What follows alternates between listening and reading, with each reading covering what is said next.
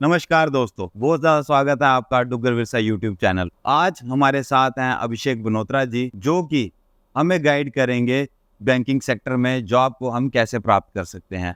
लेकिन उससे पहले मैं आपको थोड़ा-सा बैकग्राउंड बता दूँ कि इस वीडियो का मोटिव क्या है। दोस्तों, अभी रिसेंटली जे.एंड.के में एक डाटा पब्लिश हुआ है, जिसमें अगर हम देखें तो 8.5 लाख यूथ जो है हमारा, वो बेरोज़गार दर-बदर घूम रहा है। ये एक बहुत ही अलार्मिंग सिचुएशन है और मुझे लगा कि इसको हमें कवर करना चाहिए किसी न किसी माध्यम से। आज हम बात करेंगे उन मुद्दों पे, उन बातों पे, विषयों पे जिनको लोग ज़्यादा गंभीरता से नहीं लेते, कि जैसे कि हमारी स्ट्रैटेजी क्या होनी चाहिए, हमारा सिलेबस है उसके अकॉर्डिंगली हमें कैसे प्रिपेयर करना चाहिए।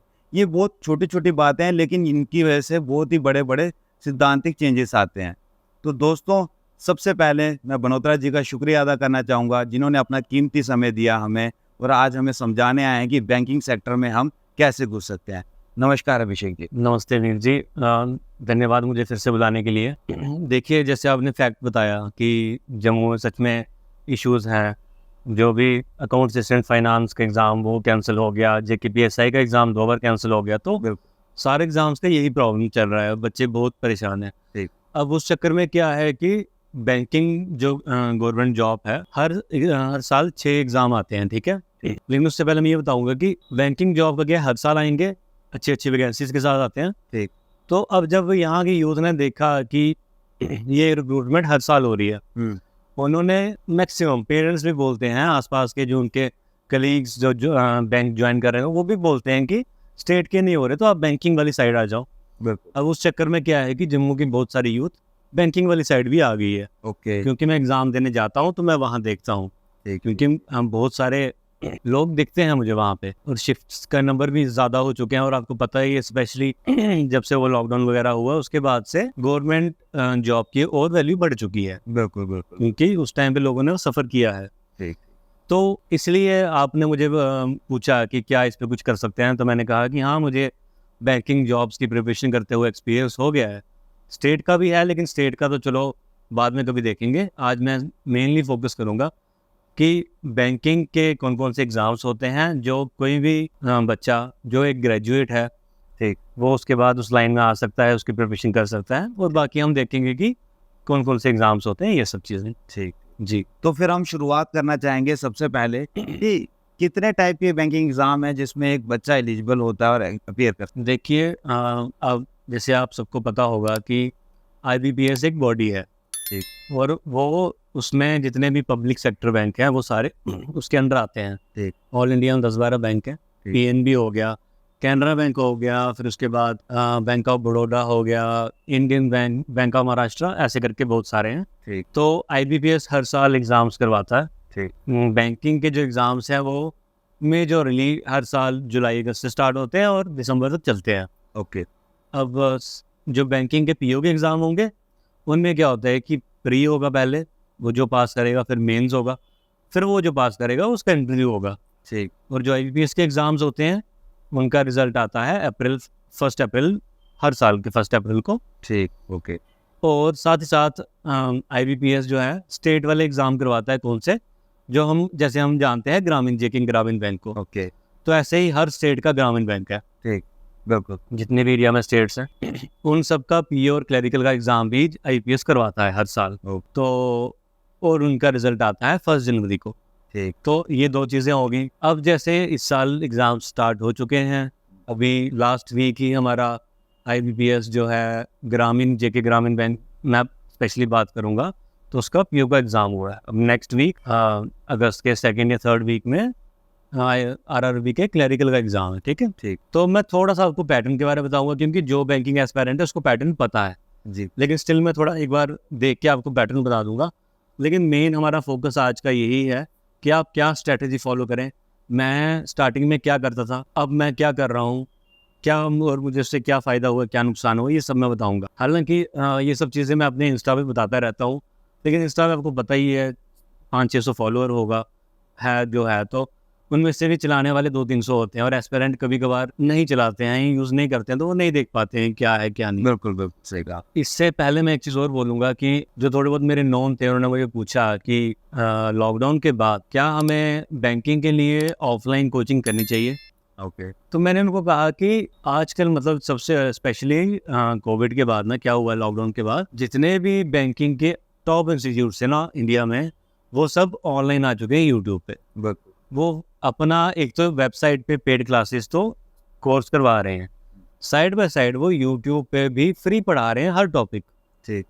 ठीक है। तो और फिर मुझे लोग पूछते हैं कि एक दो लोगों ने, फ्रेंड्स ने पूछा कि हमें जम्मू में करनी चाहिए। मैंने उनको साफ मना की। मैंने कहा एक तो आप टाइम वेस्ट होगा ऑफ कोर्स जाने आने से, ऐसा नहीं है कि कुछ पता नहीं चलेगा, आपको ज़रूर पता चलेगा, लेकिन मुझे ऐसा लगता है क्योंकि मैंने भी कर रखी है ये 2017 में मैंने बैंकिंग की कोचिंग जम्मू से गांधीनगर से की थी। ठीक। 4 महीने पढ़ाई की थी मैंने। तो मैंने उसमें ये पाया कि वो पीडीएफ्स उन्होंने बना के रखी होती हैं और थोड़ा थोड़ा करवाते हैं, थोड़ा थोड़ा पीडीएफ सॉल्व करवाते हैं, बट मुझे लगता नहीं है कि उसका लॉन्गर रन में कुछ यूज़ है। जिस लेवल का कंपटीशन लॉकडाउन के बाद हो चुका है, ओके। मुझे लगता नहीं है वैसा। ठीक। तो अब मैं स्टार्ट करना चाहूँगा, तो मैं बताऊँगा कि मैं उनको फिर यही कहता था कि आप यूट्यूब पे इतने सारे प्लेटफॉर्म हैं, आप सबको देखो एक बार, ठीक। जो आपको समझ आता है आप उसको फॉलो कीजिए। ठीक। क्योंकि वो हर एक एग्ज़ाम हर साल रोज़ की क्लासें लेके करवा रहा है, और बहुत सारे बच्चे जो प्राइवेट कोचिंग नहीं अफोर्ड कर पाते हैं वो वहाँ से पढ़ते हैं और क्लियर करते हैं एग्ज़ाम को। ओके। तो ऐसा नहीं है कि आप ऑफलाइन पढ़ोगे तो आपको ज़्यादा कुछ आएगा, ऐसा मुझे नहीं लगता। ऑनलाइन पढ़ के भी आप कर सकते हो, हाँ डेडिकेशन चाहिए। ठीक है, आगे मैं स्ट्रेटजी बताऊंगा क्या करना है। तो लेकिन स्ट्रेटजी को जानने से पहले पैटर्न बता पहले हम जानेंगे कि इसका पैटर्न कैसा है, जैसे हम कहीं थोड़ी देर पहले तो थोड़ा मैं एक बार देखूंगा। जैसे अभी लास्ट वीक मैंने आपको बताया आरआरबी प्री का एग्जाम होगा। ठीक। तो जो बैंकिंग एस्पिरेंट है उनको पता होगा कि जो बैंक का प्री का एग्जाम होता है, आरआरबी इसका पैटर्न थोड़ा अलग होता है। और बाकी बैंक जितने भी हैं, आईबीपीएस के 4 एग्जाम जो मैंने बताया, उसके बाद एसबीआई है वो अपने एग्जाम अलग करवाता है। ठीक। करवाता आईबीपीएस के अंडर ही है लेकिन अलग करवाता है वो। अच्छा। और उसका भी जो पी और क्लियर का पेपर है वो भी सेम, प्री सबका सेम होता है। ठीक। लेकिन आरआरबी का थोड़ा डिफरेंट है, वो मैं बता देता हूँ। आरआरबी में क्या है कि 80 मिनट्स का एग्जाम होगा। ठीक। ठीक है, सॉरी 80 क्वेश्चंस होंगे, 45 मिनट का एग्जाम होगा। ठीक। आपको 45 मिनट में 80 क्वेश्चन करने हैं। ठीक। उन 80 क्वेश्चंस में 40 रीजनिंग है एंड 40 क्वांट है। इसमें इंग्लिश नहीं आती है। ठीक। ठीक है। उसके बाद हर स्टेट के हिसाब से कट ऑफ जाता है। ठीक। किसी स्टेट का कम जाएगा, किसी स्टेट का ज़्यादा जाएगा, डिपेंड करता है उसके स्टेट में बच्चों का क्या लेवल है। ठीक। एंड वैकेंसीज कितनी हैं। Okay. Vacancies play a major role. ठीक। और ये भी होता है कभी कभार जब नोटिफिकेशन आती है, तो नोटिफिकेशन के लगा लो 1 महीने बाद एग्जाम होगा। हाँ। और उसके 15 दिन के बाद रिजल्ट आएगा, मतलब नोटिफिकेशन से 1.5 महीने बाद रिजल्ट प्री का आएगा स्पेशली। अब कभी कभार क्या होता है ना कि कुछ स्टेट्स में बैंक थोड़ा लेट बताते हैं कि हमें इतनी वैकेंसी चाहिए। अच्छा। स्टार्टिंग में मान लो ग्रामीण बैंक है हमारा, तो मान लो ग्रामीण बैंक ने पीओ के लिए टोटल वैकेंसी बताई है 30 ठीक है। नोटिफिकेशन के टाइम पे। कभी कभार ऐसे चांसेस होते हैं कि वो प्री के रिजल्ट आने तक वो वैकेंसी अगर जितनी बढ़नी होगी ना वो प्री के आने तक बढ़ जाएगी। अच्छा। तो वो कभी कभार 40-50 भी हो जाती है, और कभी कभार थोड़ी कम भी हो सकती है। ऐसा हो सकता है, ये बैंक के ऊपर है ठीक। कि वो कितनी वैकेंसी रखना चाहता है। ठीक। ठीक। ठीक है, एक वो चीज़ आ गई। प्री का मैंने आपको बता दिया और से कट ऑफ बता दिया। तो आरआरबी पीओ का भी यही प्री है, आरआरबी क्लर्क का भी यही प्री है, प्री सेम है। मेंस की अगर बात कर लें, जैसे जब आपका प्री का एग्जाम हो जाएगा जी। 15-20 दिन के बाद आपका उसका रिजल्ट आ जाएगा ऑनलाइन, और उसके रिजल्ट आने के 4-5 दिन के बाद आपका वहाँ स्कोर कार्ड आ जाता है। ठीक। जिससे बच्चे को ये पता चलता है कि किस सेक्शन में मेरे कितने नंबर आए अच्छा। और मेरी स्टेट का कट ऑफ क्या था और मैं पास हुआ या नहीं क्वालिफाई। और स्कोर कार्ड उनको पता चलता है जो क्लियर नहीं कर पाए। ठीक। जो आगे मेंस के लिए क्वालिफाई हो चुके हैं उनका स्कोर कार्ड आता है फाइनल रिजल्ट आने तक। ठीक। ठीक। ठीक है। अब जब अगर हम आरआरबी पीओ मेंस के पैटर्न की बात करें, उसमें जो एग्जाम होता है वो होता है 2 घंटे का। ठीक है, और उसमें रीजनिंग होती है, रीजनिंग एबिलिटी आपको पता होगा। 40 क्वेश्चन 50 मार्क्स, क्वांटिटेटिव एप्टीट्यूड मतलब मैथ्स होता है उसमें 40 क्वेश्चन 50 मार्क्स, जनरल अवेयरनेस होता है, यहाँ इसको आप करंट अफेयर्स कहते हैं, 40 क्वेश्चन 40 मार्क्स। और लैंग्वेज होती है, अगर आपने हिंदी ऑप्ट किए तो हिंदी होगी, इंग्लिश ऑप्ट किए तो इंग्लिश होगी, तो वो आती है 40 क्वेश्चन 40 मार्क्स। और साथ में इसमें कंप्यूटर भी आता है। 40 क्वेश्चन 20 मार्क्स। ये सारे क्वेश्चन हो गए 200, 1 मार्क का एक क्वेश्चन, सारे मार्क्स हो गए 200। 200 क्वेश्चन 200 मार्क्स। टाइम होता है 2 घंटे। आप किसी भी सेक्शन में जा सकते हो। ठीक है। आरआरबी में ये फ़ायदा है कि आप प्री का एग्ज़ाम हो या मेंस का एग्ज़ाम हो, आप किसी भी सेक्शन में स्विच कर सकते हो। ओके। लेकिन आगे मैं बताऊंगा वो थोड़ा चेंज। ठीक ठीक। अब अगर हम आरआरबी क्लर्क मेंस की बात करें, वहाँ पे भी सेम पैटर्न है ऐसा ही, ठीक है। जैसा मैंने पीओ के लिए बताया वैसा ही होता है, रिपीट करने का फायदा नहीं है क्योंकि बिल्कुल सेम पैटर्न है। ठीक। तो ये मैं पहले पैटर्न सारे जब बैंक्स के बता दूंगा, उसके बाद मैं बताऊंगा किस एग्जाम को किस स्ट्रेटेजी के साथ आपको क्रैक कर सकते हो आप, ठीक है। इसके बाद जो इसके आरआरबी पीओ हो गया पहले, जिसमें बताया लास्ट संडे को हुआ, आरआरबी क्लर्क होगा। उसके बाद तो जो इनके मेंस है वो होते रहते हैं, होते रहेंगे बीच में, उनका हम डिस्कस नहीं करेंगे। ठीक। उसके बाद हमारा जो एग्जाम है वो आएगा आईबीएस क्लर्क का, जो सेंट्रल लेवल पे एग्जाम होता है। ठीक। उसका कट ऑफ भी स्टेट वाइज ही आता है क्योंकि क्लरिकल पोस्ट है ना। ठीक। तो पोस्टिंग वगैरह स्टेट में ही होती है। ठीक। और क्या बोलते हैं उसको, वो एग्जाम अभी आने वाला है अगस्त के एंडिंग में, सितंबर की स्टार्टिंग में। Okay. State wise cut off जाती है, वैकेंसी पे डिपेंड करता है कितनी वैकेंसी और पेपर का लेवल क्या है उस ईयर, हम प्रेडिक्ट नहीं कर सकते कि इतना ही होगा। ओके। अब हम जब क्लरिकल की बात करें तो एक बार मैं ये बता दूंगा, अब जितने भी एग्जाम बचे हैं ना, IPS clerk, IPS PO, SBI clerk, SBI PO, इन सब का प्री का पैटर्न सेम है। क्या है, English 30 question 30 marks, reasoning 30 question नहीं 35 क्वेश्चन 35 मार्क्स, 1 मार्क्स का 1 क्वेश्चन, और क्वांट 35 क्वेश्चन 35 मार्क्स, टोटल हो गया 100। ठीक। टाइम है 1 घंटा 60 मिनट्स। इसमें आपको 60 मिनट्स में 100 क्वेश्चन अटेम्प्ट कर सकते हो आप, ठीक है। और ये बता दूं, सारे एग्जाम्स में बैंकिंग में प्री में सब में जो नेगेटिव मार्किंग है वो होती है और वो 1/4 होती है, ठीक है। मतलब 0.25 मार्क्स कटेंगे आपके अगर आप नेगेटिव करोगे तो, ठीक है। अब मैंने जैसे आपको बता दिया कि इन सब जो एग्जाम्स बचे क्लरिकल प्री सबका सेम है, बिल्कुल, ठीक है। और जब स्कोर कार्ड आएगा, मान लो अगस्त के एंडिंग में क्लरिकल का प्री हो गया, ठीक है, क्लरिकल के बच्चे ज़्यादा होते हैं, ठीक।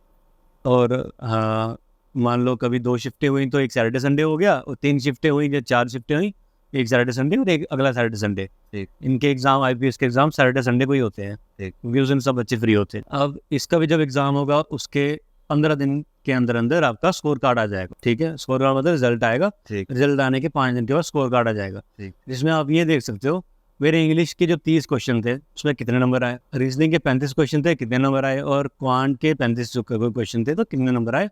टोटल मेरा कितना आया, कट ऑफ हुआ नहीं हुआ। अगर आप कट ऑफ क्लियर हो जाते हो तो आपका स्कोर कार्ड नहीं आएगा, ठीक। सिर्फ ये आएगा कि आप क्वालिफाई हो चुके हो, वो आएगा जब रिजल्ट आने वाला होगा, ठीक है। ये हो गया। एक थोड़ा जो है वो ये है कि जितने भी क्लरिकल के एग्जाम मैंने बताए उनका बस प्री होगा, मेंस होगा, उनका इंटरव्यू नहीं है। अच्छा। ये गवर्नमेंट सेंट्रल गवर्नमेंट की तरफ से है, लेकिन जो पीओ के एग्जाम है उनका प्री होगा, मेंस होगा, इंटरव्यू भी होगा, तब जाके सिलेक्शन मिलेगी। नेक्स्ट अब हम आते हैं आईपीएस क्लर्क के मेंस के ऊपर, ठीक है। अब इसका जो मेंस है उसमें ये है कि एक मिनट, हाँ, इसके मेंस में भी वही चीज़ आती है। इंग्लिश आएगी 40 क्वेश्चन 40 मार्क्स, क्वांट आएगा 50 क्वेश्चन 50 मार्क्स की, रीजनिंग 50 क्वेश्चन 60 मार्क्स की, और करंट अफेयर्स आता है इसमें 50 क्वेश्चन 50, ठीक है। इसमें भी वही सेम चीज़ें होती हैं कि 190 क्वेश्चन होंगे, 200 मार्क्स होंगे, सेम एज एसबीआई क्लर्क के मेंस के ऊपर। लेकिन इसमें क्या है कि आप स्विच नहीं कर सकते हो। अगर आपकी इंग्लिश की सेक्शन खुली है तो इंग्लिश की ही खुलेगी जब तक उसका टाइम पूरा नहीं हो जाता। किसी सेक्शन का 20 मिनट है, 35 है, किसी का 40 है, ऐसे ऐसे टाइम डिवाइड होता है। टोटल टाइम है 2 hours 40 मिनट क्लरिकल के मेंस के एग्जाम के लिए, ओके। अब क्वांट का जब सेक्शन आएगी तो वो क्वांट ही खुली रहेगी, आप आगे नहीं जा सकते हो, तो आपको उसी में कुछ ना कुछ करना है। ये जितने आपसे अटेम्प्ट होते हैं वो करने हैं, तो ये आ गया वो। अब हम बात करेंगे अब मैं बात करूंगा आईपीएस पीओ प्री की, जो सेम मैंने पैटर्न आपको बता दिया आईपीएस क्लर्क वाला, ठीक है। जिसका एग्जाम इस साल सितंबर के एंडिंग में होने के चांसेस हैं, ठीक है।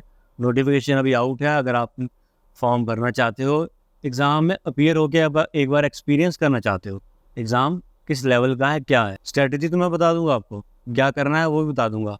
लेकिन मुझे लगता है कि आपको पहले एक बार अपीयर होना ज़रूरी है, क्योंकि वहाँ पे जो हॉल में उस 1 घंटे में प्री की बात कर रहा हूँ स्पेशली, क्योंकि बहुत सारा बच्चा प्री में निकल जाता है, ठीक। आपको वहाँ पे पेशेंस रखनी है। अगर आप हड़बड़ा के कुछ हो गया तो आप सीधा आपका आंसर सॉल्व हुआ भी, आप गलत टिक करके आ सकते हो। बिल्कुल गलत टिक कर दिया, आपकी नेगेटिव मार्किंग होगी, आपको लग रहा है मैं ठीक करके आया हूँ, रिजल्ट आएगा वो कम मार्क्स होंगे, आपको समझ ही नहीं आएगी कैसा हो गया। बिल्कुल। तो इसलिए आपको बिल्कुल ठंडे दिमाग से वहाँ एग्जाम देने जाना है, वो सबसे ज़्यादा इंपॉर्टेंट है। पहले मैं आईपीओ मेंस के एग्जाम पैटर्न की बात कर लेता हूँ एक बार। इसमें सबसे पहले रीजनिंग आती है, जो अभी तक पैटर्न देखा गया है। 45 क्वेश्चन होते हैं, 60 मार्क्स होते हैं, ठीक। ज़्यादा मार्क्स होते हैं, ठीक है। टाइम मिलता है 1 आवर का। ठीक। इंग्लिश होती है 35 क्वेश्चन और 40 मार्क्स, टाइम होता है 40 मिनट्स का। ओके। फिर इसमें जो मैथ्स है उसको मैथ्स नहीं कहते, इसको कहते हैं डेटा एनालिसिस एंड इंटरप्रिटेशन, अच्छा। ठीक है। उसमें आता है 35 क्वेश्चन 60 मार्क्स, इसमें और ज़्यादा वेटेज है, इसमें टाइम 45 मिनट। फिर आता है बैंकिंग अवेयरनेस, करंट अफेयर्स आप मान सकते हैं, थोड़ा बैंकिंग का भी पार्ट आजकल आ रहा है। 40 क्वेश्चन 40 मार्क्स और इसमें टाइम है 35 मिनट्स। तो टोटल इसमें टाइम क्वेश्चन होते हैं 155, मार्क्स होते हैं 200, टाइम होता है 3 आवर। और पीओ के एग्जाम में स्पेशली आपका डिस्क्रिप्टिव भी आता है। अच्छा। डिस्क्रिप्टिव मतलब आपको कीबोर्ड पे इंग्लिश के 3 क्वेश्चन करने हैं, जिसमें आपका एसे राइटिंग होगा 300 वर्ड्स का आसपास, फिर आपका लेटर राइटिंग होगी, 2 लेटर होंगे, वो होंगे 100 या 150 वर्ड के आसपास। ठीक। और ये आपको हाफ एन आवर में तीनों लिखने हैं टाइप करके। जब आप ये मेंस के एग्जाम में ये सब कर लेते हो, फिर जाके अब आपको सेक्शनल भी सारे पास करने हैं, कट ऑफ, एंड आपको पहले टोटल पास करना है, जो मैंने आपको बताया 155 क्वेश्चन एंड 200 मार्क्स। अगर आपका ये एग्ज़ाम पास होता है, फिर आपका डिस्क्रिप्टिव चेक होगा। अच्छा। अगर आपका वही क्लियर नहीं होता, या अगर आप मान लो 200 मार्क्स हैं, मान लो कट ऑफ गया है 75-80 फाइनल, ठीक है। आपके अगर मान लो मार्क्स 90 है, लेकिन आप किस सेक्शन कट ऑफ में रह गए हो, तो आप रह गए हो, आपको सेक्शनल भी पास करने हैं, आपको फाइनल भी पास करना है, फिर आपको डिस्क्रिप्टिव वो भी पास करना है, फिर उसके बाद आप इंटरव्यू के लिए क्वालिफाई किए जाओगे। और आपके ध्यान रखिए सारे एस्पिरेंट्स, मेंस के मार्क्स ही काउंट होते हैं। अच्छा। अगर क्लरिकल का एग्जाम दे रहे हो तो जो मेंस के मार्क्स है वो ही काउंट होंगे, उसी पे मेरिट बनेगा, फाइनल रिजल्ट आएगा। पीओ दे रहे हो तो पीओ में भी मेंस की वेटेज होती है अराउंड 75-80% और 20% इंटरव्यू की वेटेज होती है। तो मतलब सारा कुछ मेंस पे डिपेंड करता है, ठीक है। ठीक। इसके बाद अब मैं आऊँगा जो बैंकिंग इंडस्ट्री में मतलब सबसे टॉप का एग्ज़ाम मानते हैं, वो है SBI PO, क्योंकि उसको एक अच्छी रिस्पेक्टेबल जॉब मानते हैं। ठीक। तो आपको पता है SBI हमारे सबसे बड़ा बैंक है और उसका नाम भी अच्छा है, मैक्सिमम रीच है, गांव-गांव तक पहुंचा हुआ है। बिल्कुल सही। प्री का पैटर्न आपको मैंने बता दिया था। SBI के प्री और मेंस, PO एंड क्लर्क दोनों में अच्छी बात यह है कि आपको सेक्शनल जितने भी टॉपिक हैं उनको पास करने की ज़रूरत नहीं है। ठीक। उसमें मतलब ओवरऑल कट ऑफ आता है। IBPS के जो एग्ज़ाम बताए उसमें सेक्शनल कट ऑफ आपको पास करनी है, लेकिन जो SBI PO SBI क्लरिकल का एग्ज़ाम है उसमें आपको सेक्शनल कट ऑफ अगर आपके पास नहीं है, कोई इशूज़ नहीं है, आपको फाइनल कट ऑफ पास करना पड़ता है। ठीक। ये एडवांटेज है। ठीक। और जो इसका मेंस का पैटर्न है वो सेम वैसा था, थोड़ा मैं बता देता हूँ एक बार। Reasoning 40 question 50 marks 50 minutes, data analysis and interpretation 30 question 50 marks 45 minutes, ये थोड़ा चेंज हुआ है लास्ट ईयर से। ठीक। फिर banking awareness 50 question 60 marks 45 minutes and English 35 question 40 marks 40 minute. इसमें भी सेम 150 क्वेश्चन 200 वो, इसमें भी 3 आवर्स होते हैं। और इसमें आपको डिस्क्रिप्टिव के 2 क्वेश्चन आते हैं और उसमें 50 मार्क्स होते हैं, तो आपको वो सब मतलब वो टोटल 3 आवर 30 मिनट्स का वो मेंस का एग्जाम बनता है। ठीक। ठीक। और SBI क्लर्क का जो पैटर्न है वो सेम एज IPS क्लर्क का पैटर्न, वो आपको मैंने बता दिया। इसी लाइन में एक और इसके जो SBI PO जो मेंस है उसमें भी मैंने को बताया, मेंस में भी सेक्शनल कट ऑफ चेक नहीं होता है, आपको टोटल क्लियर करना है बस, ठीक है। फिर आप इंटरव्यू के लिए क्वालिफाई जाओगे। और अभी आने वाला RBI का आपको पता है, सब नाम है, सब जानते हैं RBI को। तो RBI का ग्रेड बी का एग्ज़ाम वो तो हो गया है, और RBI ग्रेड बी को मैं इसलिए नहीं बता रहा हूँ क्योंकि प्री तो उसमें चलो बैंकिंग की तरह ही होता है नॉर्मल, लेकिन उसमें मेंस में डिस्क्रिप्टिव भी आता है थोड़ा सा ना, और वो थोड़ा इकोनॉमी थोड़ा फाइनेंस के रिलेटेड आता है, तो मैं इसमें ऐड नहीं करूँ क्योंकि वो जनरल बच्चे के लिए नहीं है। ठीक। लेकिन जो RBI असिस्टेंट का एग्ज़ाम है, जो RBI क्लरिकल आप बोल सकते हो, वो सेम बैंकिंग की तरह है, उसका मैं आपको बता देता हूँ। प्री तो मैंने आपको बताया जैसे है, जैसे सारे प्री हैं वैसे ही प्री है उसका। ठीक। और हाँ जी, सारे प्री हैं उसके। मेंस जो RBI असिस्टेंट मेंस है जो, वो बता देता हूँ। और आपको बता दूँ RBI असिस्टेंट की नोटिफिकेशन इस साल की आने वाली है। पहले कह रहे थे जनवरी में आएगी, फिर कह रहे थे जून जुलाई में आएगी, तब भी नहीं आई।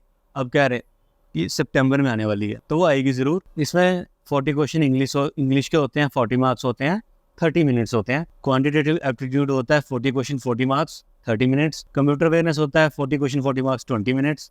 रीजनिंग एबिलिटी होता है 40 question 40 marks 30 minutes. And general awareness आती है इसमें 40 क्वेश्चन 40 मार्क्स एंड 25 मिनट्स।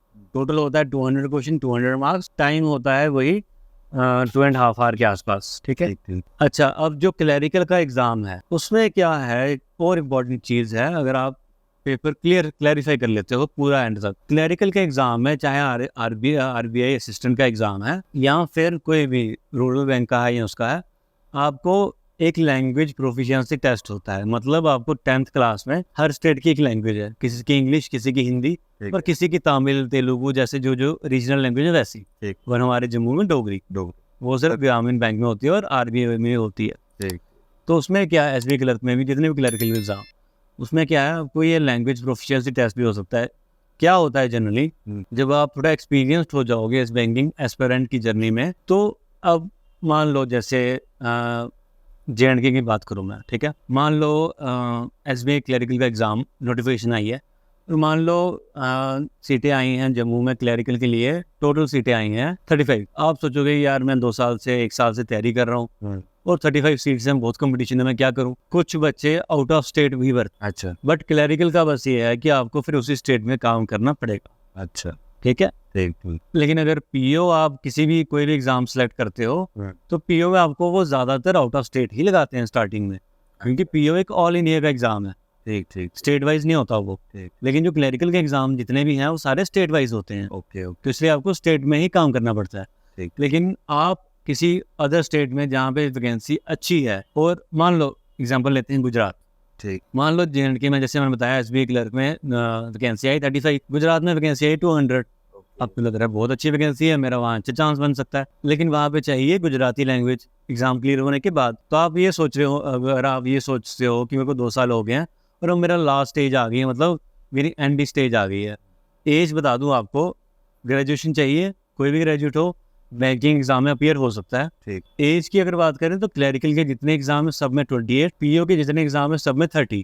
ये मैं जनरल के हिसाब से बता रहा हूँ, कैटेगरी है तो इंक्रीज हो जाएगी। ठीक है, अगर आप 28 पहुंचने वाले हो और आप क्लरिकल का लास्ट बार दे रहे हो, या आप 30 पहुंचने वाले हो, पीओ का लास्ट बार दे रहे हो, चलो पीओ तो ऑल इंडिया है तो वहाँ तो कुछ हो नहीं सकता।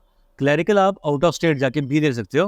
अगर आपको लगता है कि गुजरात में बहुत ज़्यादा है तो मैं वहाँ जाके दे दूँगा, एग्जाम पास कर लूँगा। और क्लरिकल का क्या, आपको एग्जाम वहीं में जाके देना पड़ेगा। सिर्फ एसबीआई का क्या है, एसबीआई क्लरिकल का आप स्टेट में ही एग्जाम दे सकते हैं अपनी जहाँ सेंटर हो वहीं। बाकी जितने भी, अगर आप रूरल बैंक का भी किसी आउट अदर स्टेट में, जैसे मान लो पंजाब में देखा आपने वैकेंसी ज़्यादा है रूरल बैंक, आप वहाँ जाके भी एग्जाम दे सकते हो, फिर आपको वहीं के रूरल बैंक में वहीं पे जॉब करनी पड़ेगी। ओके, ठीक है। तो एग्जाम के लिए, क्लरिकल के एग्जाम के लिए आपको वो गुजरात से भरोगे अगर तो गुजरात जाना पड़ेगा प्री के लिए, मेंस के लिए। एंड उसके बाद वहाँ की, और अगर आप सिलेक्शन हो जाती है तो टाइम होता है 1 महीने का, तो वहाँ पे आपको बोलते हैं आपको लैंग्वेज टेस्ट होता है। आरबीआई असिस्टेंट के एग्जाम के टाइम लैंग्वेज टेस्ट ये वाला बहुत ज़्यादा स्ट्रिक्ट होता है। बाकी बैंकों में भी होता है, ऐसा नहीं है कि छोड़ देंगे, लेकिन आरबीआई में कुछ ज़्यादा स्ट्रिक्ट होते हैं, वहाँ पे बच्चों को निकाल देते हैं थोड़ी सी गलती पे भी। अच्छा, हाँ, एसबीआई वाले या ग्रामीण वाले या फिर दूसरे अगर आप बोलो तो चलो थोड़ा बोल सकते हैं कि आप थोड़ा और प्रिपरेशन कीजिए या थोड़ा और टाइम लीजिए, वो हो सकता है, कभी कभार ऐसा सुनने में आया है। लेकिन आरबीआई वाले बहुत स्ट्रिक्ट हैं। तो अगर आप किसी आउट ऑफ स्टेट से भर रहे हैं और अगर उसकी लैंग्वेज अलग है, तो आप इस चीज़ का नोट डाउन कीजिएगा कि आप उस लैंग्वेज को पढ़ना, लिखना, समझना सीख सकें। ठीक, टेस्ट होने से पहले। ठीक, ये मैंने बता दिया थोड़ा पैटर्न और वो। तो अभी हम पैटर्न और इसको जानने के बाद अभी हम चलना चाहेंगे सिलेबस की ओर। इन एग्जाम्स का सिलेबस जो है, अगर आप वो जल्दी में थोड़ा सा कंपाइल करके बता सके, एक रफ आइडिया दे सके हमारे दर्शकों, हाँ जी, कि क्या रहेगा, तो वो एक बहुत सही चीज़ रहेगी। जैसे इंग्लिश की मैं बात करूँगा, प्री और मेंस दोनों की बात करूँगा। जब आप बैंकिंग के एग्जाम देना स्टार्ट करोगे आपको पता चल जाएगा ज़्यादा अच्छे से। ठीक, इंग्लिश में नॉर्मल आरसी आते हैं, रीडिंग ऑपरेशन पैसेज होता है, उसके ऊपर क्वेश्चंस होते हैं। ठीक, जो आपने 10th 12th में किए होंगे। ठीक, फिर एरर डिटेक्शन आता है, 5 सेंटेंस से आपको एरर बताना है। ठीक, फिर उसके बाद कभी कभार सिनोनियम एंटोनियम्स आ सकते हैं। ठीक, फ्रेज रिप्लेसमेंट आ सकता है। ठीक, फिर आपके पास फिल इन द ब्लैंक्स आ सकते हैं और ऑप्शन दिए हैं कौन सा वो होगा। ठीक, sentence improvement, para jumble, spelling errors, fill in the blanks, मतलब ये सब चीज़ें नॉर्मल चीज़ें। इंग्लिश का कुछ ज़्यादा वो नहीं है। अगर किसी बच्चे को इंग्लिश में इतनी पकड़ नहीं है तो वो, अगर आप मॉक जब दोगे, आप मैं बताऊँगा कौन से मॉक, कैसे मॉक देने हैं, तो वो बच्चा इंग्लिश वहीं से भी कर सकता है, उसको अलग से पढ़ने की ज़रूरत मेरे हिसाब से नहीं है। ठीक, रीजनिंग की बात करूँ, मैक्सिमम बच्चों का क्या है कि जो मैथ है थोड़ा वीकर देखा गया है, ज़्यादातर बच्चों में ऐसा पाया जाता है, स्पेशली JNK वाली साइड। बिहार यूपी में आप जाओगे या वहाँ मध्य प्रदेश जाओगे तो वहाँ का बच्चों का मैथ स्ट्रांग होता है। लेकिन यहाँ का मैंने ये देखा है कि बच्चों की रीजनिंग ज़्यादा स्ट्रांग है। ठीक ठीक तो जिस चीज़ का जो ज़्यादा स्ट्रॉन्ग है उसको आपको और अच्छे से स्ट्रॉन्ग करना है ताकि उसमें बिल्कुल गलती ना हो, ठीक चाहे जितना मर्जी कहीं से भी क्वेश्चन आ जाए। ठीक रीजनिंग का क्या है कि आपको पता होना चाहिए, बैंकिंग अगर आप एस्पिरेंट हो, पजल्स आती हैं, प्री में आती हैं, मेंस में आती हैं। प्री में लेवल थोड़ा होता है, मेंस में लेवल और ज़्यादा होता है और डिफिकल्ट होती हैं। बिल्कुल सिलोगिज्म्स होते हैं, वो आते हैं, आपको पता होगा। सेंटेंस रीअरेंजमेंट आता है, input output, blood relation, direction sense, फिर डेटा सफिशिएंसी, कोडिंग डिकोडिंग आती है, मशीन इनपुट आता है, इनइक्वालिटीज़ आती हैं। लॉजिकल रीजनिंग आजकल आना शुरू हो गई है, जो इंग्लिश सेंटेंसेस में आपको कुछ सिचुएशन दी होती है, आपको आंसर बताना है, ओके ये आ चुका है आजकल। ठीक। क्वांट की अगर बात करेंगे, मैथ्स की बात करेंगे, तो उसमें आता है simplification, approximation, simple plus minus वाला। ठीक ठीक ठीक नंबर सीरीज आती है, 5 नंबर होते हैं, कौन सा आएगा। नंबर सीरीज में मिसिंग नंबर सीरीज, 1 नंबर कम होगा वो बताना, और नेक्स्ट नंबर रॉन्ग कौन सा है सीरीज में वो बताने का भी, और ऐसा आता है। ठीक सॉरी। और क्वांट के उसमें डेटा इंटरप्रिटेशन भी आती है। डेटा इंटरप्रिटेशन क्या है, आपको एक चार्ट दिया हुआ है, टेबुलर चार्ट होगा, या फिर पाई चार्ट होगा, या और भी बहुत सारे तरीके आ रहे हैं आजकल, लाइन ग्राफ होगा आपको, और ऐसे कभी कभार 2 आते हैं, कभी कभार 3 ऐसे आते हैं, 5 क्वेश्चन का एक सेट होता है। ठीक ये सॉल्व करना है। ठीक और इसके बाद जो सबसे इम्पोर्टेंट है क्वांटिटेटिव एप्टीट्यूड में, या मैं ये कहूँ कि कोई भी बैंक एग्ज़ाम पास करने में, क्योंकि मेंस आपका अच्छा होगा तभी आप पास हो पाओगे। अच्छा उसमें सबसे इम्पोर्टेंट रोल रहता है वो है अरिथमेटिक सेक्शन का, जिसमें profit and loss, average percentage, mixture allegation, ratio proportion percentage, उसके बाद थोड़ा बहुत ही आता है परमुटेशन कॉम्बिनेशन, मेंसुरेशन के लिटिल बिट वो आते हैं, 2D 3D ज्योमेट्री के छोटे मोटे, सिलेंडर कोन, वो सब फार्मूलाज, एरिया एंड उसका, रेक्टेंगल स्क्वायर, ये सब आ सकते हैं। ठीक एंड टाइम डिस्टेंस और बोर्ड स्ट्रीम, और कभी कभार केसलेट में भी अरिथमेटिक ही आती है। ठीक ठीक तो ये मैंने आपको सिलेबस बताया। अब स्ट्रेटजी के बारे में बात करना चाहूँगा मैं। ठीक देखिए, मुझे 2-2.5 साल हो गए हैं, और मैंने अपने फ्रेंड्स को देखा है जिनका 3-3 साल के बाद, वो तो चलो अच्छा हमारा जेके बैंक निकला था 1-2 साल पहले, आपको पता होगा। आपके कुछ कजन्स ज्वाइन भी किए होंगे हाँ एज ए पीओ और क्लरिकल। तो मेरे जो कुछ फ्रेंड्स थे जो पहले से तैयारी कर रहे थे, उन्होंने वो 3 साल 4 साल कोई ऐसे थे, तो उनका लकीली जेके बैंक क्लियर हो गया, और वो आज जॉब कर रहे हैं जेके बैंक में। लेकिन जेके बैंक का क्या है कि रेगुलरिटी नहीं है, आई थी 3 साल पहले, अब कब आएगी कुछ गारंटी नहीं है। ओके तो इसलिए हमें ये जो IPS का एग्जाम है इसी पर रिलाई करना पड़ता है। ठीक तो सबसे ज़्यादा मेरे हिसाब से स्ट्रेटेजी मैटर करती है।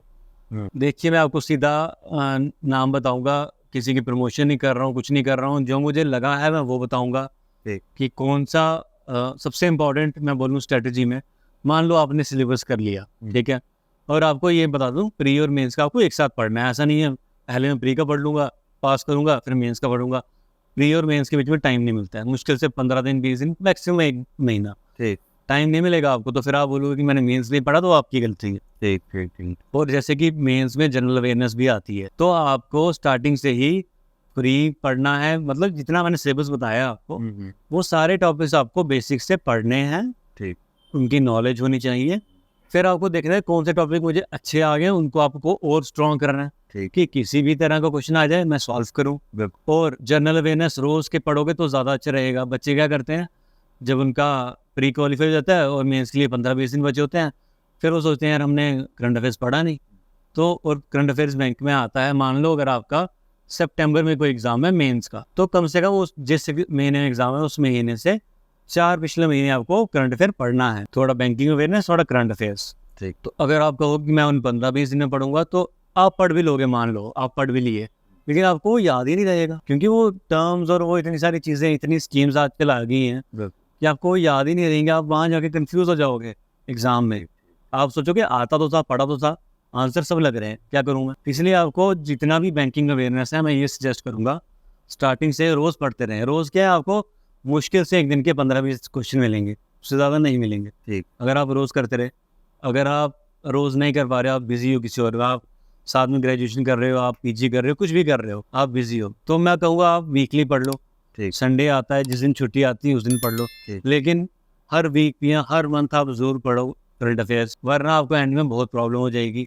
करंट अफेयर मेंस को क्लियर करवाने में और अच्छे मार्क्स सिक्योर करने में बहुत इंपॉर्टेंट है। क्यों?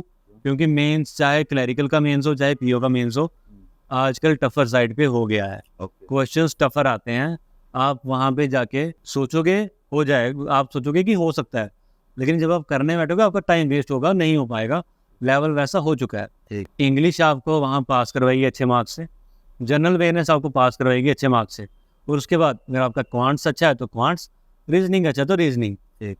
कोई बच्चा होगा जिसके क्वांट, रीजनिंग, जनरल अवेयरनेस सब अच्छा हो, कोई ना कोई कहीं ना कहीं लैग करता है, सारे करते हैं, जो पास करके गए हैं वो भी करते हैं। तो आपको ये देखना है कि करंट अफेयर इंग्लिश में अच्छी पकड़ हो, एंड जो रीजनिंग और क्वांट में जो आपका अच्छा है उसको आप ज़्यादा और अच्छे से प्रिपेयर करते रहोगे। अब बात आती है कि आपको, और इन सब चीज़ों के लिए जितना मैंने बताया, मान लो आपने सारा सिलेबस इकट्ठा कर लिया अपने पास, नोट्स ले लिए, सब कुछ ले लिए, और आप पढ़ने बैठ रहे हो, आपने पढ़ भी लिया, आपने क्वेश्चन भी सॉल्व कर लिए बुक से, पीडीएफ से, कुछ भी कर लिया, जब तक आप मॉक टेस्ट ऑनलाइन नहीं दोगे तब तक आप बैंक का पेपर एग्जाम क्लियर नहीं कर सकते, चाहे जो मर्जी कर लो। क्योंकि जब आप मॉक देते हो ना, तो बिल्कुल जैसे एग्जाम में आता है ना वैसे आता है, 1 घंटे का टाइम है, सेक्शन वैसे वैसे खुल रही है, उससे आपको प्रैक्टिस होती है। ओके। जब आप स्टार्टिंग में दोगे ना, टाइम कब निकल जाएगा आपको पता ही नहीं चलेगा, आप बस क्वेश्चंस देखते रह जाओगे। स्टार्टिंग में बच्चे के साथ ऐसा होता है। फिर जब आप उन मॉक टेस्ट में ढल जाओगे, फिर आप अपनी स्ट्रेटेजी बनाओगे कि मेरे लिए ये चीज़ इंपॉर्टेंट है, मुझे ये करनी है। ठीक ठीक। जैसे क्वांट में आपका कौन से टॉपिक स्ट्रांग है, आपको सीधे पहले वो टॉपिक ढूंढने हैं, वो करने हैं। आपको ये नहीं है आपको डीआई आ गई बड़ी तो आप उसी को पकड़ के, वो आपकी गलती है। आपकी सबसे बड़ी स्ट्रेटेजी है आपको ये पता होना चाहिए कौन सा क्वेश्चन सॉल्व करना है, कौन सा क्वेश्चन स्किप करना है। ओके। ये बहुत ज़्यादा इंपॉर्टेंट है। एंड उसके बाद रीजनिंग में कौन सा टॉपिक स्ट्रांग है, आपको पहले वो करने हैं। अब क्लैरिकल का क्या है कि क्लैरिकल के जो कट ऑफ होते हैं ना, चाहे मैं प्री की बात करूँ, मेंस की बात करूँ, थोड़े हाई लेवल पे जाते हैं। अच्छा। उनका लेवल थोड़ा लो होता है एज कम्पेयर टू पीओ के एग्जाम्स। पीओ के एग्जाम्स का कट ऑफ कम जाता है।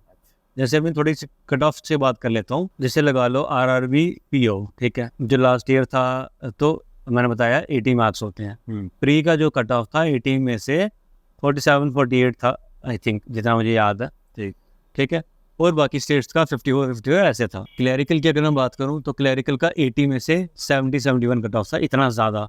अच्छा। ठीक है, सोचो आप 80 में 70 71। आरआरबी की बात करूँ, जब हम एसबीआई क्लैरिकल की बात पे आते हैं तो लगा लो आप उसका 100 मार्क्स का होता है पेपर। तो स्टेट वाइज अगर मैं जेएंडके की बात करूँ तो आप लगा लो जेएंडके में गया होगा 100 में से 67 68 और 72 तक। ठीक है। कुछ स्टेट्स का 78 80 भी जाता है। ठीक। ऐसे ठीक ठीक। आईपीएस क्लरिकल की बात करूं, उसका भी आप ये लगा लो 70 से 75 के बीच में। आरबीआई असिस्टेंट का इवन ज़्यादा जाता है, प्री का क्लर्क कट ऑफ उसका जाता है 100 में से 90 के आसपास या उससे भी ज़्यादा। ठीक। लेकिन इनकी आरबीआई की तो बिल्कुल कम वैकेंसी होती है ना, क्योंकि हमारे इंडिया में आरबीआई के इंस्टीट्यूट ही 10-12 हैं, तो वहीं पर वैकेंसी आएंगी। आपको जब भी मॉक टेस्ट देने हैं या जब भी आप सिलेबस थोड़ा बहुत कर लेते हो, अगर आपका सिलेबस कंप्लीट नहीं भी हो रहा है, मेरी ये सजेशन रहेगी आप हर हफ्ता एक मॉक लगा के देखो। प्री का भी लगाओ, और जब आपकी थोड़ी अच्छी पकड़ हो जाए तो फिर आप मेंस का लगाना। लेकिन पहले मैं बोलूँगा प्री ही पास। लोगों को 2-2 साल लग जाते हैं सिर्फ प्री क्वालिफाई करने को। ठीक। लोगों का प्री ही क्वालिफाई नहीं हो रहा है। बिल्कुल। क्या हो रहा है आपको आता है, आप वहाँ एग्जाम में जाते हो, इंग्लिश तो चलो सब कर लेते हैं, इंग्लिश आती है पहले वो कर लेते हैं। जब जैसे ही फिर क्वांट आता है जब आप 5-10 क्वेश्चन तो कर लेते हो, 35 क्वेश्चन है।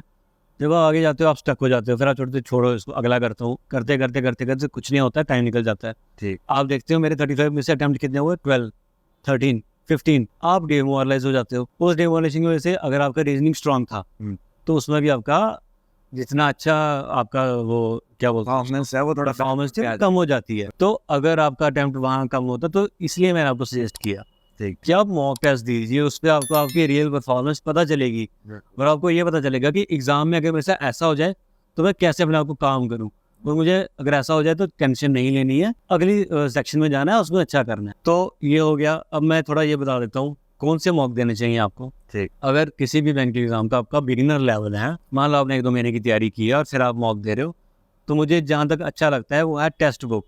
टेस्ट बुक की वेबसाइट आपको पता होगी, आपने देख लिया, आप देख लेना। टेस्ट बुक का लेवल होता है वो नॉर्मल क्लरिकल लेवल का मुझे लगता है, वो नॉर्मल जो भी बच्चा एंट्री कर रहा है ना बैंकिंग में, वो टेस्ट बुक के मॉक्स दे। हर एग्जाम का प्री का मॉक्स दो, और आप हर एक, मैं जितनी भी आपको बताऊंगा वेबसाइट्स के नाम बताऊंगा, आप उनका ईयरली या 2 साल का मॉक टेस्ट का टेस्ट सीरीज बाय कर लो। ठीक। किसी की 700 की है, किसी की 500 की, किसी की 300, किसी की 1000 भी होगी। ओके। आप वो बाय करो। हर एक टेस्ट सीरीज मतलब वेबसाइट आपको 15-20 मॉक दे देगी। ठीक। इतने एग्जाम आपको बता दिए मैंने 7-8, तो आपके पास कितना मॉक हो गया। बिल्कुल। तो आप वो देते रहो जब तक आपकी परफॉर्मेंस इंक्रीज नहीं होती। ठीक। ठीक है, स्टार्टिंग में आप मेरे हिसाब से टेक्स्ट बुक दीजिए। जब आपका थोड़ा लेवल हो जाता है फिर आप थोड़ा ऑलिव बोर्ड पे आ सकते हैं। ऑलिव बोर्ड भी अच्छा है। और उसके बाद ऑलिव बोर्ड के सेम लेवल का आप ये देख सकते हैं, बाईजूस का है आजकल, ठीक। वो भी है। उसके बाद उन सेम लेवल का गाइडली है, गाइडली का भी उन सेम लेवल का है। आपको थोड़ा और एग्ज़ाम लेवल जाना है क्योंकि एग्ज़ाम थोड़ा डिफ़िकल्ट आ रहे हैं।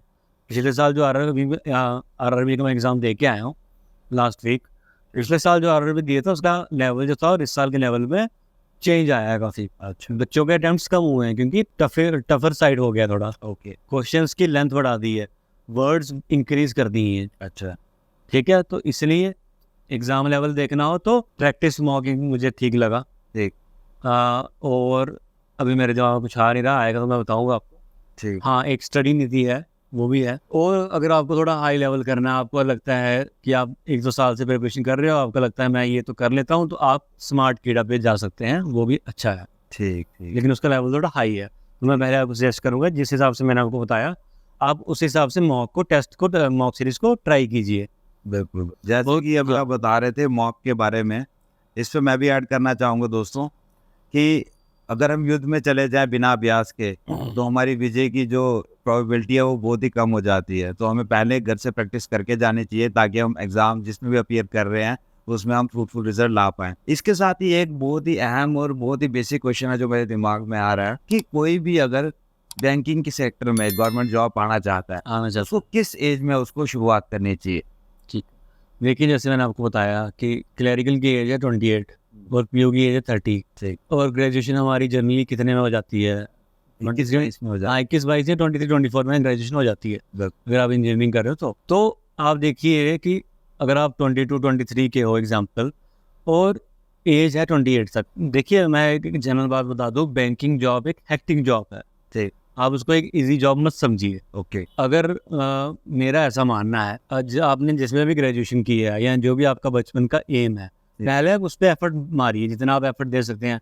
जैसे कुछ बच्चों का होता है कि मुझे मेडिकल ही करना है, ठीक। हाँ, आप उसमें ही जाइए। कुछ बच्चों को होता है मुझे इंजीनियरिंग के बाद मुझे आगे एमटेक करनी है इंजीनियरिंग में ही।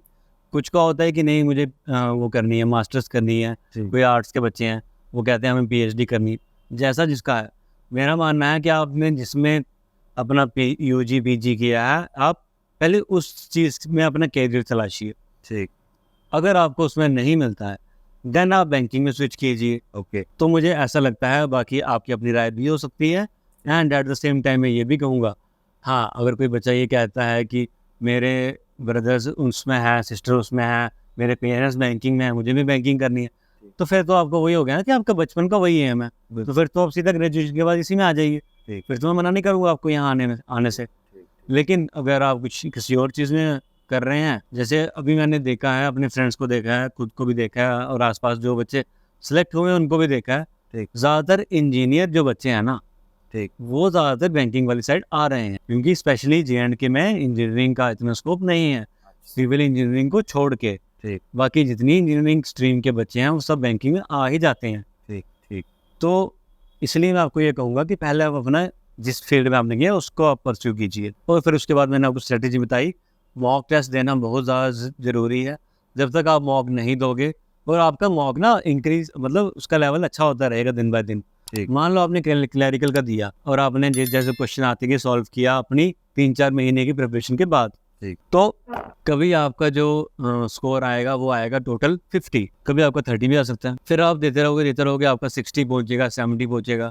आपको पता होना चाहिए क्लैरिकल एग्जाम में सेफ स्कोर जो है वो है 75 से 85 जितना ऊपर है। ठीक, क्योंकि आजकल कट ऑफ इंक्रीज हो रहे हैं, कंपटीशन इंक्रीज हो रहा है, स्पेशली लॉकडाउन के बाद मैक्सिमम बच्चे जो हैं वो बैंकिंग की साइड आ गए हैं।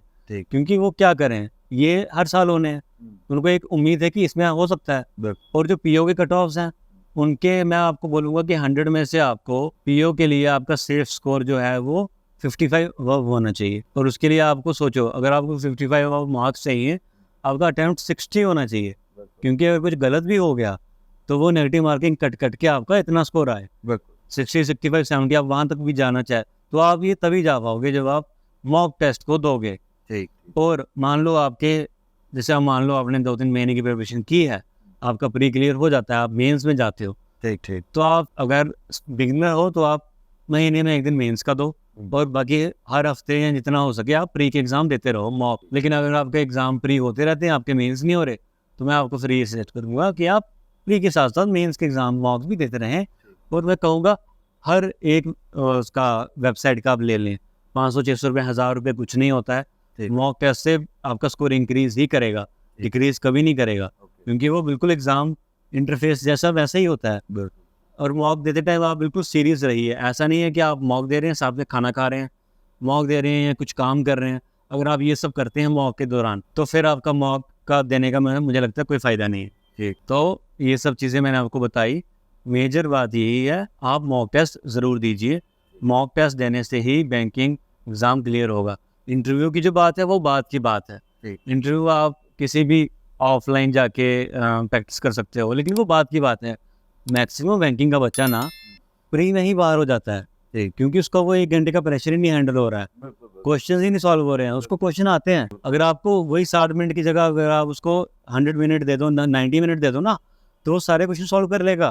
ठीक। लेकिन आपको 60 मिनट में करने हैं, वो भी सेक्शन के अंदर जो सेक्शन खुली है उसी में करने हैं।